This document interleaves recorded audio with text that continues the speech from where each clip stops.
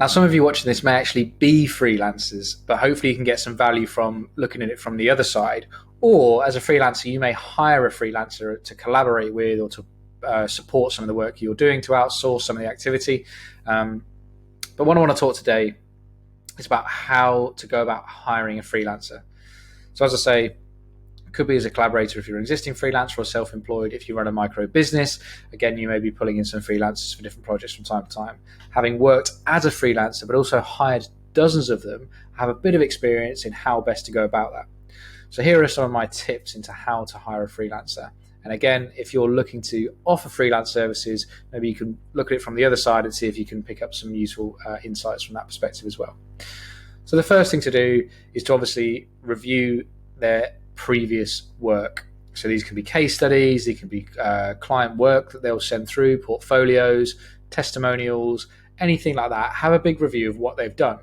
Not only for terms of its quality and delivery, of course, that's important, but does it match up to what you need? I've made the mistake of hiring freelancers that I think, wow, their work was so impressive, but actually wasn't well aligned to the particular project I needed. So the project overall was a failure, and more so on my part, really, because I hired the wrong individual for the role, when in fact their work was very good, but not for that particular project. So not only are you looking at it from a quality perspective, is there a match in terms of what you need for the project? The next thing I like to do is to take up some of those client referrals as well. Is there someone I can give a quick call, have a little bit of a chat with about, maybe explore a couple of questions? Because again, I can then get into the nuances of what matter for this project. Is time a real key driver for this project? So I can ask the referral, were they delivering on their deadlines? Did they meet the times? Were things well scheduled and planned out? If there are other elements that are important to your particular project, you can focus on them. Now, of course, the freelancer is going to give you a reference of somebody who is going to speak positively about them, but they won't necessarily know the questions you're going to ask in advance. So you do get an opportunity to explore some of the key things, and you may just be able to learn a few little things there about, okay, they may say they were very good, but actually the project was 2 or 3 weeks late. And to them, that didn't really matter, because for their project, time wasn't a massive incentive, but for the one you're looking to hire for, it's absolutely critical that deadlines are met. So again, that may help you understand if that freelancer is right for the project. So obviously going through their work, taking up references, and then having a conversation, because ultimately it may be a one-off project, but potentially you may work together again in the future. So having a conversation either in person or on Zoom, getting to know that individual a little bit and just seeing if you click, because I always believe that, okay, sure, you don't have to like everybody you work with, but if you do like people you work with, it can make things go smoother and be a more enjoyable experience ultimately. So make sure you have those conversations. I never like to hire a freelancer for a platform that I never speak to, or where it's maybe just done via email. It's very transactional. I do like to get on the phone, get on Zoom, meet them in person if the location suits, to try and understand a bit more about them.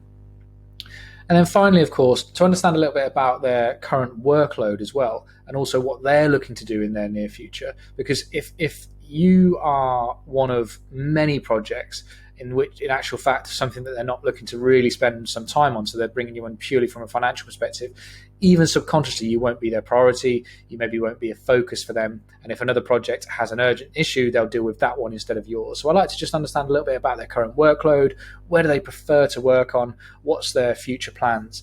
And if that aligns in the sense that what the projects that I'm offering to them matches with their values, matches with where they want to spend more time. They might say, for instance, I get some of these like transactional projects for the money, but the creative ones are the ones I really love. Now, if I'm bringing a creative project to the table, and I'm starting to click then thinking, okay, great, this would match up with what they want to be doing, and also likely to be a higher priority to them. They're going to spend more time and just give more passion into the project, which hopefully is going to end up in a great result.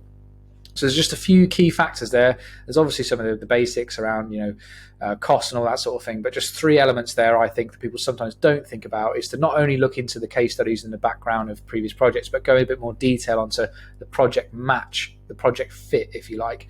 The second thing is to get to know them a little bit in terms of how that working relationship might play out. And thirdly, to then get into... what was my third point on there, was then obviously to get into actually, that's it, the current workload and what they're looking to do in the future, to see if there's a fit on those side of things as well. So blimey, I'm losing my own train of thoughts there. But hopefully those 3 points are things you maybe haven't thought about, which you can add into your procurement process for thinking of freelancers. And again, from the flip side, offering services, you should be thinking about those type of things as well as the type of questions that you may get asked when you're offering your services as well. Thanks.